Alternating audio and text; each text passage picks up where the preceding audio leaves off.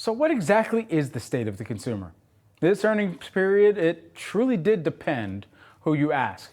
And kind of staying and continuing with the consumer, and it does depend who you ask. Well, the Conference Board Consumer Confidence Index, that unexpectedly rose in May, ending 3 straight months of declines as Americans cheered a resilient labor market. But while consumers appear grateful for a healthy labor market, they're still expressing some concern about high prices and interest rates, according to the Confidence Index findings. So joining me now to discuss the state of the consumer is a good friend of the show, Dana Peterson, the Conference Board Chief Economist. Dana, always a pleasure to welcome you on here, and thanks so much for taking the time. We mentioned at the top of this conversation, it truly does depend who you ask, and you're asking all the right people and the consumers out there how they're feeling. So we're asking you, Dana, how does the consumer feel and what is the state of the consumer? Sure. Consumers have mixed feelings right now.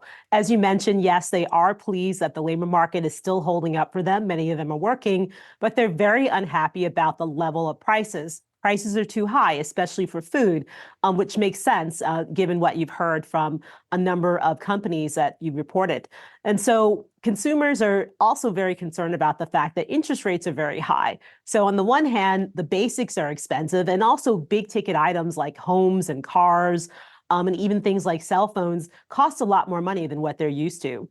Dana, you mentioned mixed, and I mean, this is a report that, sure, we saw a little bit of relief, at least in that headline number, but the trend, that didn't look too good here. So what are we expecting to continue to be kind of the outsized thought among consumers going forward as we get into some of the summer months? Absolutely. When we look at the expectations gauge, which asks consumers what are they thinking about over the next 6 months, it's definitely concern.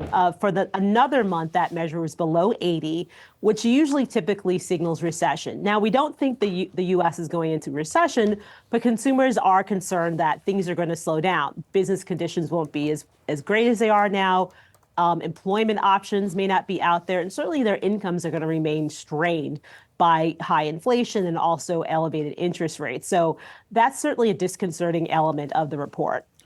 Does this seem like a consumer that is passing on what they typically would spend on, where they would say, hey, you know, no matter what, this summer, we're loading up the family, we're going to travel, maybe we're not flying, maybe we'll drive. And how are they kind of navigating some of those decisions? Well, the interesting thing is yes, they still are going on vacations, but they're economizing on other types of activities. So, for example, they'll stream rather than take a trip to the movies.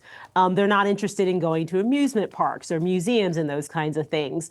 And they're also finding that they're having to spend more on essentials, not only food and gasoline, but also healthcare and car insurance. And so all these things are rearranging what consumers are having to allocate their wallets towards. For consumers that are taking a look at prices and the basket of goods that they may purchase on either cyclical weekly basis or even a monthly basis, and where they're ultimately saying, you know what, we're going to push back on that, we'll trade down or we'll decide not to purchase that for a little bit. How does that ultimately play into when we could see the first interest rate cut? Sure, absolutely. Well, the economy is already slowing. We saw that in the first quarter.